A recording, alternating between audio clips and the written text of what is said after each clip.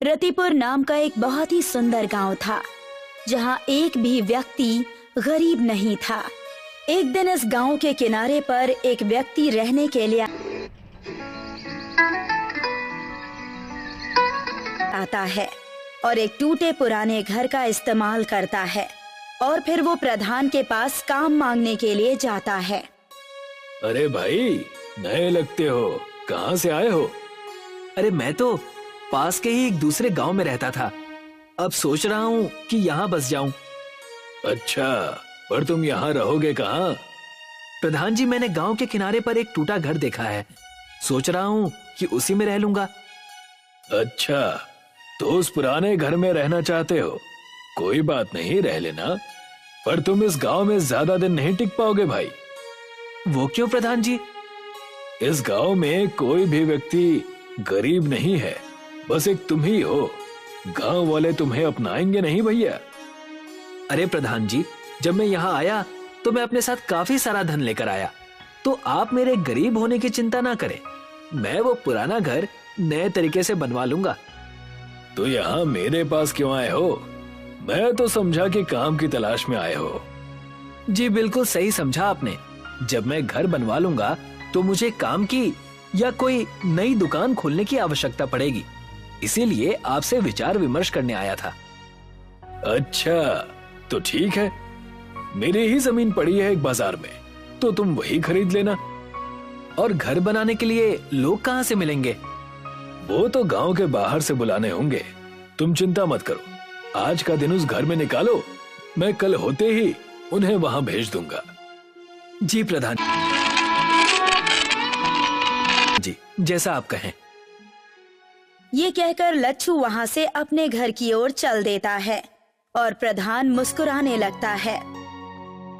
शाम हो गई और प्रधान के घर पर दो लोग आए।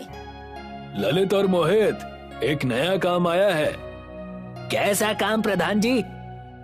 इस गांव के किनारे जो पुराना घर है, वहाँ एक नया व्यक्ति आया है, लच्छू नाम का। कहते हैं धन पर्याप्त है, एक नई दुकान खोलना चाहता है और साथ में एक घर भी बनवाना चाहता है। तो आप क्या चाहते हैं, अब हम घर बनाए? मोहित, पूरी बात सुनो। उन्होंने कहा कि बहुत धन लाया है उसने। क्यों प्रधान जी? सही समझा है तुमने। ओह, तो ऐसी बात है, तब तो हम उसका घर बनाने के लिए कल ही चले जाएंगे और शाम तक काम पूरा कर देंगे। ठीक है, अब काम पर लग जाओ तुम दोनों। अगले दिन ललित और मोहित लच्छू के घर के सामने खड़े थे। अरे भैया लच्छू, यही रहते हैं क्या? प्रधान जी ने बताया था कि यही पता है, पर पता नहीं आप कहाँ हैं। तभी दरवाजा खुलता है और लच्छू बाहर आता है। हाँ जी भैया, मैं ही लच्छू हूँ और यही घर मैंने खरीदा था। आप बस इसे सही से बना दीजिए। चिंता न करिए, साफ कर देंगे पूरा। और ये बंजर घर लगने लगेगा चकाचक। ठीक है भैया, और पैसे की चिंता मत करिएगा, मैं सारा पैसा काम होते ही दे दूंगा। ललित और मोहित घर के अंदर घुसते ही वो देखते हैं कि वहाँ बस एक संदूक रखा है और एक कपड़ों का थैला। ठीक है भैया, तब हम काम शुरू कर देते हैं। जी, आप दोनों काम कीजिए, कोई जरूरत पड़े तो मुझे बताइएगा। जी भैया जी। दोनों को काम करते करते काफी देर हो गई। कड़ी धूप हो चुकी थी। लच्छू कहता है, भैया मैं आप दोनों के लिए कुछ खाने को ले आता हूँ। जी भैया जी, भूख तो लग गई है, आप आएंगे तब तक हम आज का काम पूरा कर लेंगे। हाँ, पूरा साफ कर देंगे। हाँ हाँ ठीक है भैया, आप दोनों लगे रहिए, मैं अभी आया। लच्छू वहाँ से ये कहकर चला गया। भैया भैया, ये तो गया, अब हम असली काम शुरू करेंगे। काम तो आते ही हो गया था मोहित। वो कैसे भैया? वो देखो, बस एक संदूक रखा है और एक बक्सा जिसमें कपड़े दिख रहे हैं और कोई भी सामान इस आदमी ने नहीं रखा है। अच्छा, तो वो खजाना जरूर उस संदूक में ही होगा। आप तो बड़े होशियार हो भैया। चल मोहित, साफ कर देते हैं। दोनों भाई मिलकर उस संदूक को खोलते हैं। उन्हें सोने चांदी के सिक्के मिलते हैं। दोनों पूरा संदूक उठाकर वहां से भाग जाते हैं। अरे भैया ललित, मोहित, कहाँ गए आप दोनों? मैं खाना ले आया। लच्छू चारों ओर सिर घुमाकर देखता है, पर उसे कहीं कोई नहीं दिखता। फिर वो देखता है कि उसका संदूक गायब हो चुका है। ये देखकर रोने लगता है। अरे लुट गया, मैं बर्बाद हो गया। मेरी पूरी जिंदगी की मेहनत चली गई। अब मैं क्या करूंगा? लच्छू प्रधान के घर चला जाता है। प्रधान जी, प्रधान जी। क्या हो गया भैया, तुम रो क्यों रहे हो? सब लुट गया, मैं लुट गया। थोड़ा शांत हो जाओ और मुझे पूरी बात बताओ। आपने आज जो 2 लोगों को भेजा था, उन्होंने मेरा सारा पैसा, मेरी जिंदगी की पूरी कमाई चुरा ली और वहां से भाग गए। ये कैसे हो सकता है? क्या उन दोनों ने सारे पैसे चोरी कर लिए? कितने पैसे थे उस संदूक में? बहुत पैसे थे, मेरी जिंदगी की कमाई थी उसमें। मैं अपनी सारी जमीन और घर बेचकर वो पैसे लेकर आया था कि इस गांव में आकर एक नई जिंदगी शुरू करूंगा। सोने चांदी के कई सिक्के थे उसमें। अच्छा, बड़ी ही दुखद बात हो गई ये तो भैया। रुको, मैं पानी लाता हूँ तुम्हारे लिए। जैसे ही प्रधान उठकर आगे बढ़ता है, उसके थैले से एक सोने का सिक्का गिरता है। लच्छू उसे उठा लेता है और बड़े ध्यान से देखता है। प्रधान जी, ये सिक्का मेरा है, यानी आप भी इस खेल में मिले हुए हैं। मुझे मेरे पैसे वापस कीजिए। अच्छा, तो तुम्हें आखिर पता चल ही गया। कोई बात नहीं, अब जब पता चल ही गया है तो क्या किया जा सकता है। बाहर आओ ललित और मोहित।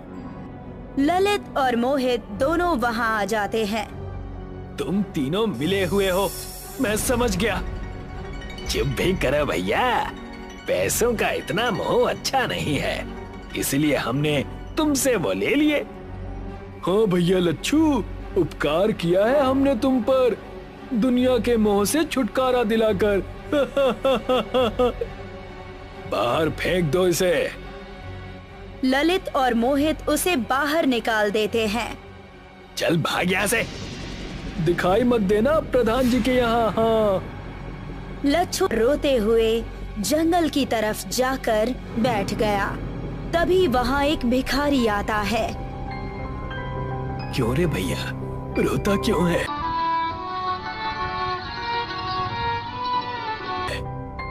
तुम नहीं समझोगे। एक भिखारी को दूसरा भिखारी ना समझे तो वो व्यर्थ है भैया। मैं भिखारी नहीं हूँ, मेरे सारे पैसे इस गांव के प्रधान ने चोरी कर लिए हैं। तो हो गए ना भिखारी तुम भी। हाँ, शायद सही कह रहे हो तुम। अब मैं क्या करूं, मुझे कुछ समझ में नहीं आ रहा है। मुझे कुछ पैसे दे दो तो मैं तुम्हारी मदद कर सकता हूँ। अभी भिखारी कहकर चिढ़ा रहे थे और अब पैसे मांग रहे हो। गजब की माया है। समझता हूँ, पर भूख इतनी लगी है कि क्या करूं। लच्छू अपने जेब से सारे पैसे निकालकर उसे दे देता है। बस ये आखिरी पैसे बचे थे मेरे पास, सारे पैसे दे दिए मुझे और खुद के लिए कुछ क्यों नहीं बचाया। तुम भी तो परेशान हो। मैंने तो आज खाना खा लिया था, तुम भी खाना खा लेना इससे। क्या मांगते हो, मैं भी तुम्हें वो दूंगा। मेरा बोला खाली नहीं जाता, तो सोच समझ के बोलना। शायद तुम झूठ नहीं कह रहे, लेकिन फिर भी फिलहाल मैं इस हालत में नहीं हूँ कि कुछ सोच सकूं और मांग सकूं। अपनी इच्छा से जो उचित समझो वो दे दो। ठीक है, तब जिस घर में तुम रह रहे थे वहां पर एक खुफिया महल आ जाएगा। क्या सच? इतना भव्य घर तुम मुझे क्यों दे रहे हो? मैं इन सब चीजों से दूर हूँ भैया। मैं ना किसी से भीख मांगता हूँ और ना ही किसी को कुछ देता हूँ। जो दान में मिल जाए वो बिना कुछ कहे स्वीकार लेता हूँ। तुमसे मैंने मांगा था तो तुम्हें लौटा दिया। तभी भिखारी वहाँ एक संदूक प्रकट करता है और लच्छू को दे देता है। ये संदूक कैसा है? भैया, इस संदूक में अनगिनत पैसे हैं, ताकि तुम्हें कभी पैसों का अभाव ना हो। तुम्हारे अतिरिक्त अगर कोई भी इस संदूक को खोलेगा तो वो इसमें कैद हो जाएगा। आपका बहुत बहुत धन्यवाद महंत जी। अरे भैया, चिंता क्यों करते हो? भगवान का नाम भजो और काम करो, फिर जो होता है होने दो। लच्छू हाथ जोड़कर उस इंसान को प्रणाम करता है और उसके जाने के बाद अपने खुफिया महल की तरफ आ जाता है। जैसे ही वो दरवाजा खोलता है तो मानो अंदर से वो जैसे कोई महल हो। वाह, ये तो सचमुच एक महल की तरह है। लच्छू बड़ा ही अचंभित होकर पूरे महल को देख रहा था। तभी उसे दरवाजे पर एक दस्तक सुनाई देती है। संदूक को रखकर वो दरवाजा खोलने के लिए जाता है। दरवाजा खोलते ही ललित मोहित अंदर घुसे चले आते हैं और एक पल के लिए बहुत चक्के रह जाते हैं। ये क्या है? कैसे? कहां से? कब से? क्या काम है? अब क्यों आए हो यहाँ? प्रधान जी! प्रधान भी घर के अंदर आ जाता है। क्या है? आप तीनों को अब क्या चाहिए मुझसे? दिव्य, दिव्य है ये भवन। कहां से तुम्हें मिला ये? तुमसे मतलब? अपने काम से काम रखो और अब चले जाओ यहाँ से। इस घर पर मैं कब्जा कर लूंगा कुछ दिनों में। और ये संदूक जो वहां दिख रहा है ना, इसमें लगता है बहुत पैसे रखे होंगे इसने। हाँ प्रधान जी, सही कह रहे हैं। वैसा ही संदूक है जैसा ये लेकर आया था। हमें लगा बस एक है इसके पास, पर इसने तो दूसरा भी छुपा रखा था। इतना दिव्य खुफिया महल मेरे जैसे प्रधान के लिए ही बना है, और ये संदूक इस महल के साथ मिल रही है। भाई वाह! चलिए इसे खोलते हैं प्रधान जी। नहीं, इसे मत छुओ। इसे बस मैं खोल सकता हूँ। अगर किसी और ने खोलने की कोशिश की तो पता नहीं क्या हो जाएगा। बेवकूफ समझा है क्या? लच्छू की बात काटकर प्रधान, ललित और मोहित उस संदूक को खोलते हैं और जैसे ही वो उसे खोलते हैं वो तीनों को अंदर खींच लेता है। लच्छू उन तीनों को देखता रह जाता है और फिर डर से तुरंत संदूक को खोलकर देखने लगता है। उस संदूक में बस हीरे और जवाहरात ही मिले और वो तीनों कहाँ चले गए इसका कोई पता नहीं चला। तब से लच्छू अपने खुफिया महल में रहने लगा। सूखापुर गांव में दिनेश नाम का एक लालची किसान रहा करता था। सूखापुर गांव रेगिस्तान में बसा हुआ था। उस गांव में वर्षा ना के बराबर होती थी। गांव के लोग गर्मी और सूखे की वजह से बहुत ज्यादा परेशान रहा करते थे। दिनेश के लालचपन की वजह से उसकी पत्नी रश्मि उससे बहुत परेशान रहती थी। एक तो हमारे गांव में वैसे भी सूखे का अकाल पड़ा हुआ है, ऊपर से तुम्हारा लालच समाप्त होने का नाम ही नहीं ले रहा। बकवास मत करो रश्मि। हमारा गांव वैसे भी रेगिस्तान में बसा हुआ है और रेगिस्तान में हर महीने बारिश तो होती नहीं है। लेकिन मैंने सुना है कि पहले हमारा सूखापुर गांव हरियाली से भरा हुआ था और यहाँ पर बहुत अच्छी वर्षा भी हुआ करती थी।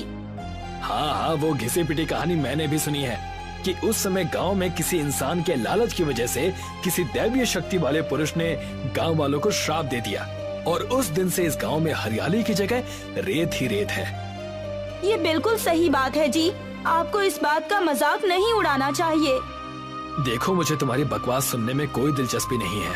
अगर तुम मेरे धन कमाने को लालच समझती हो तो समझती रहो। ना ही मुझे तुमसे फर्क पड़ता है और ना ही गांव वालों से। इतना कहकर दिनेश क्रोधित होता हुआ अपने घर से बाहर निकल गया। वो घर से कुछ ही दूर चला था कि तभी गांव का मुखिया दिनेश को देख गया। दिनेश मुखिया से नजर बचाकर छुपने ही वाला था कि तभी मुखिया की आवाज उसके कानों में टकराई। ऐसे मुंह छुपाकर भागने से कोई लाभ नहीं दिनेश। कोई ऐसा काम क्यों नहीं करते कि कभी अगर मुझसे बात करो तो आंख से आंख मिला सको।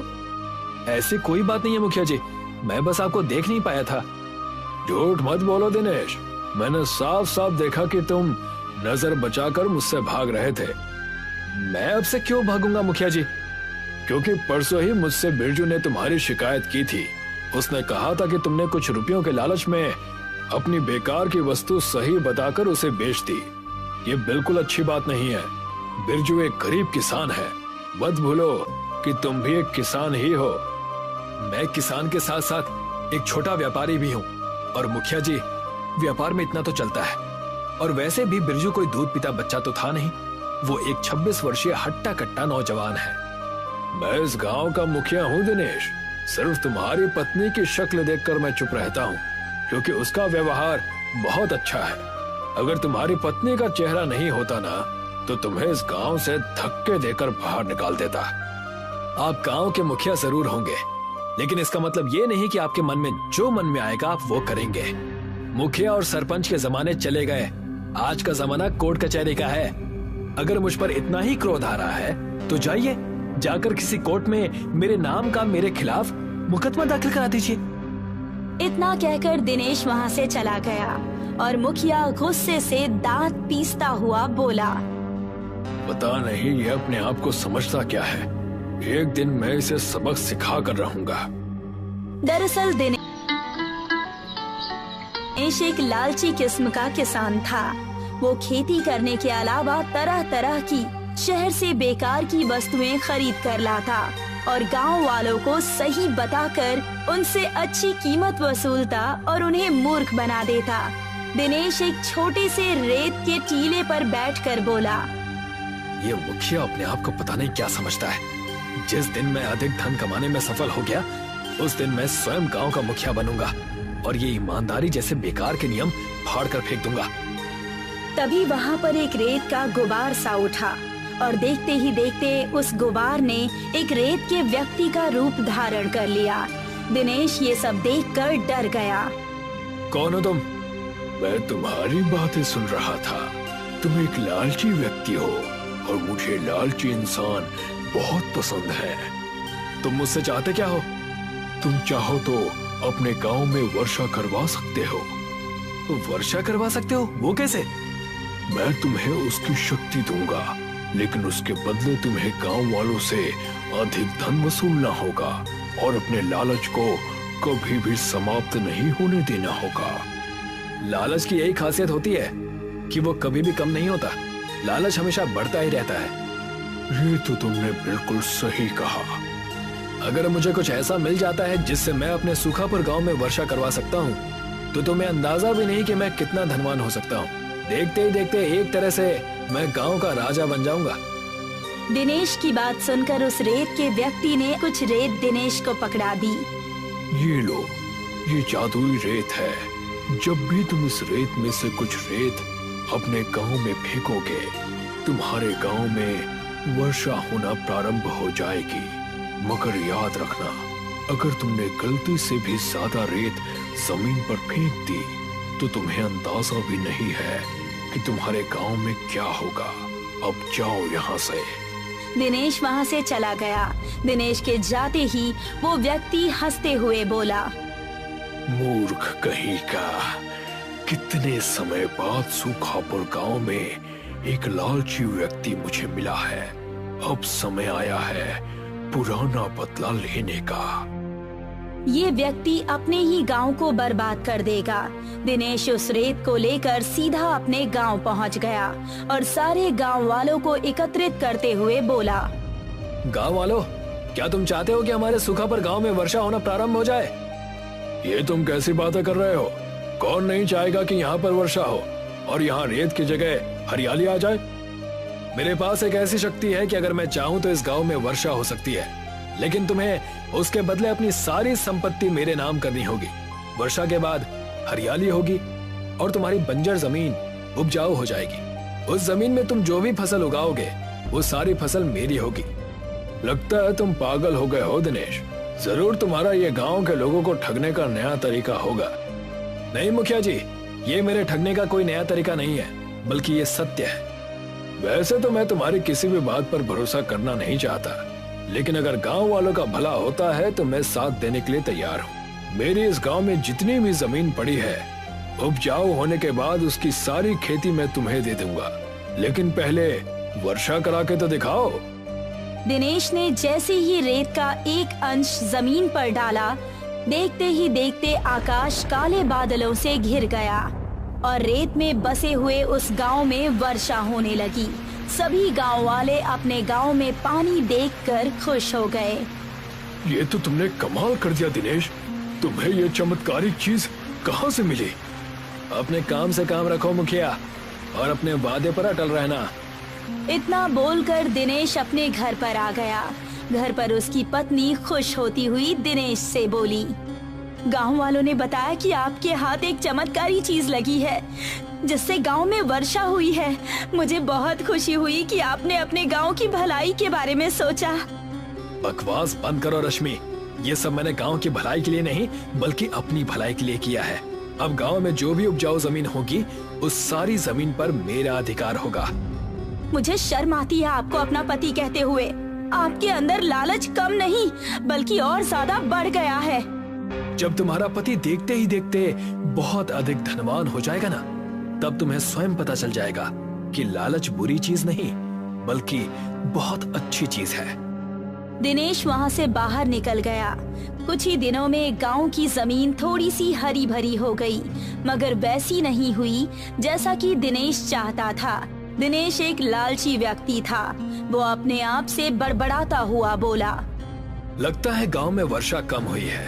एक काम करता हूँ, ये सारी की सारी रेत मैं जमीन पर फेंक देता हूँ। बहुत ज्यादा वर्षा होने पर यहाँ की जमीन बहुत ज्यादा उपजाऊ हो जाएगी। इतना बोलकर दिनेश ने वो सारी की सारी रेत जमीन पर फेंक दी, मगर अगले ही पल एक तेज धमाका हुआ और देखते ही देखते गांव में बर्फ की बाढ़ आ गई और कुछ ही दिनों में गांव का जीवन तहस नहस हो गया।